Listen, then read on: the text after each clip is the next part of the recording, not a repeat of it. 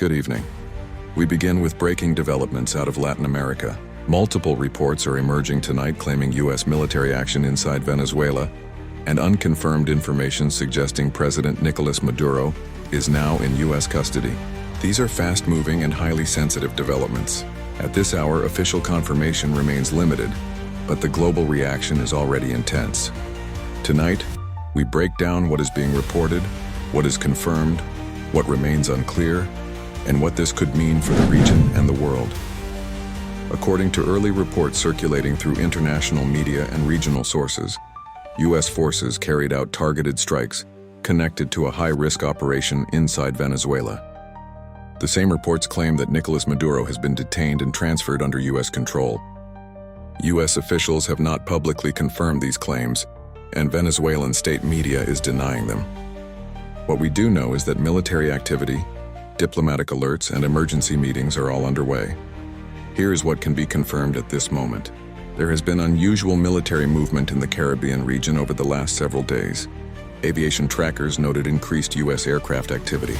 Regional governments acknowledged heightened security alerts. The U.S. State Department issued advisories urging American citizens in Venezuela and neighboring countries to remain alert.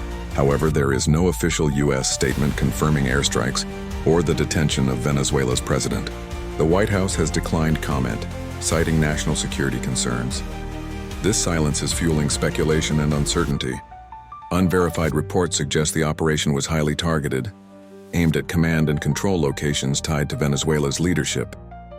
Sources claim the action was brief, precise, and designed to avoid civilian infrastructure. The most explosive claim is that President Maduro was captured during or shortly after the operation and transported out of the country. Again, these claims remain unconfirmed, but the scale of the response across global markets and diplomatic circles suggests something significant may have occurred. Venezuelan state television has dismissed the reports as disinformation. Officials in Caracas insist the government remains fully in control and accuse the United States of psychological warfare. Military units were seen deployed around key government buildings, and internet disruptions were reported in parts of the capital.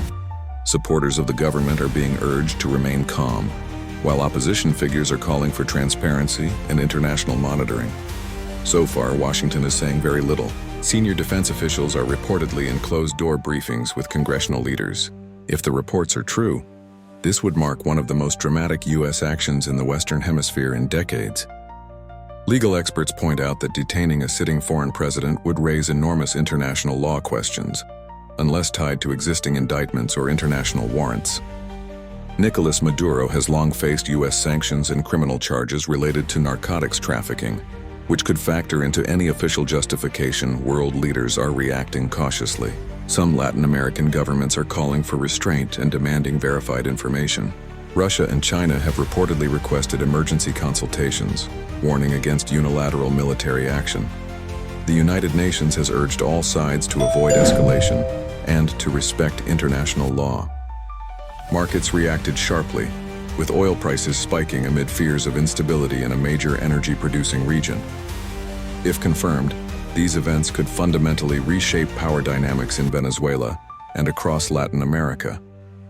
Venezuela has endured years of economic crisis, political unrest, and international isolation.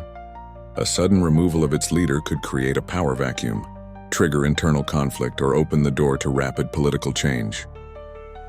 For the United States, the stakes are equally high. Any direct action risks long-term diplomatic fallout, retaliation, and regional instability. The next 24 to 48 hours will be critical. We expect official statements from Washington and Caracas. Independent verification from international observers will be key. If Maduro is indeed in U.S. custody, formal charges, extradition processes, or international legal proceedings could follow. If the reports are false or exaggerated, this incident still highlights how fragile and tense the situation remains. Analysts warn that misinformation spreads rapidly during geopolitical crises. They urge audiences to rely on confirmed sources and official statements. At the same time, experts note that the level of diplomatic and military activity suggests this is not a routine rumor. One analyst told us, "Either something major has happened or the world is watching one of the most intense information battles in recent history."